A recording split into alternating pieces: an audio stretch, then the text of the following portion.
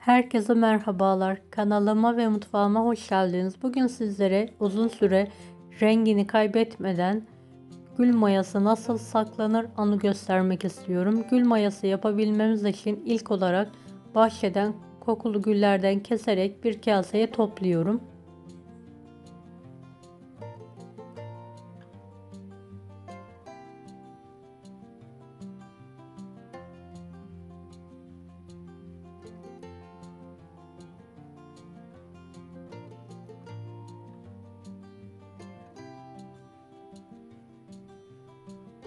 Evet, 500 gram gülüm var. Güllerimi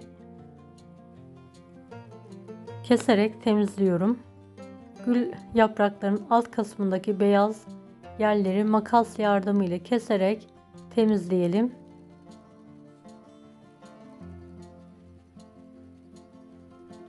Evet, tüm gül yapraklarının aynı teknikle beyaz kısımlarını keserek temizlemeye devam ediyorum ben.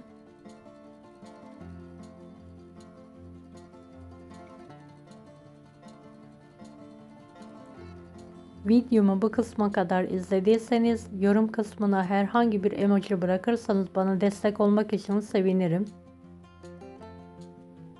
Evet, son gülümü de keserek temizlemeye devam ediyorum.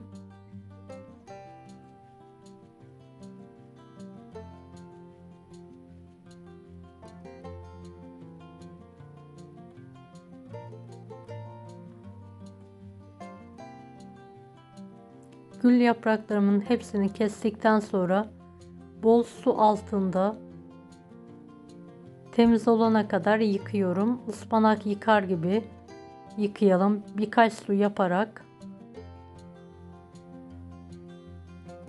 Yıkarken gül yapraklarını fazla sıkmamaya dikkat edelim. Gülün yağı çıkmasın suya.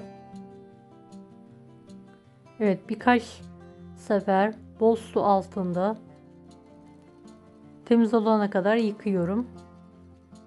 Daha sonra yıkadıktan sonra fazla suyunun süzülmesi için bir süzgeçe alarak bekletiyorum.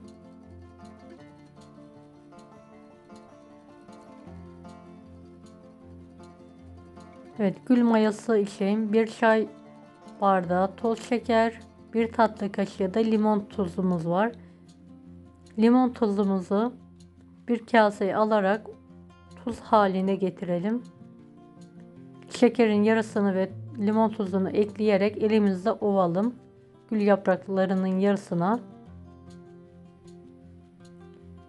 Evet, ovduktan sonra bir kaseye alalım. Kalan gül yapraklarını aynı tepsiye alalım ve üzerine kalan şeker ve limon tuzunu ekleyerek aynı yöntemle gül mayamızı ovalamaya devam edelim.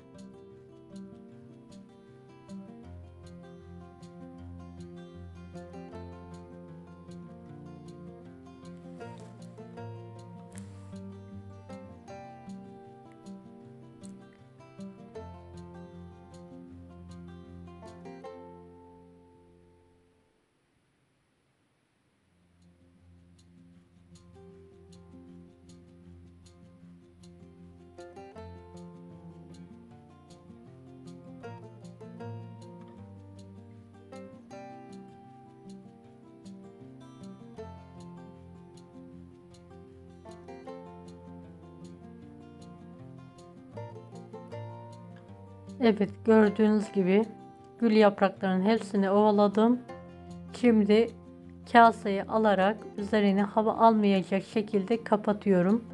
Daha sonra 2 gün gül yapraklarının mayalanması için buzdolabının alt kısmında bekletiyorum.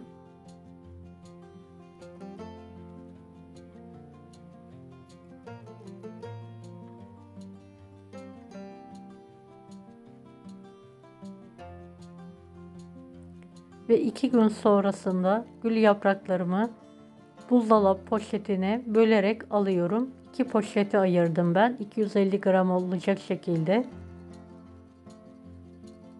Daha sonra buzluğa atıyorum ve istediğim zaman çıkartarak gül reçeli yapabilirim. Gül reçeli tarifi için açıklama kısmındaki linki tıklayabilirsiniz veya açıklama kısmına tarifi yazılı olarak da bırakacağım. Oradan uygulayabilirsiniz. Evet, gördüğünüz gibi gül mayam hazır. Buzluğa atmak için. Rengi, kokusu şahane.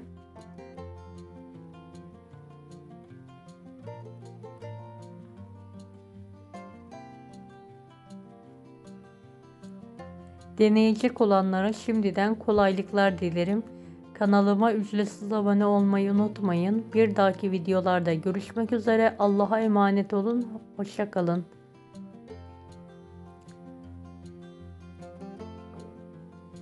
Daha farklı tarifler için bunları da izlemeyi unutmayınız.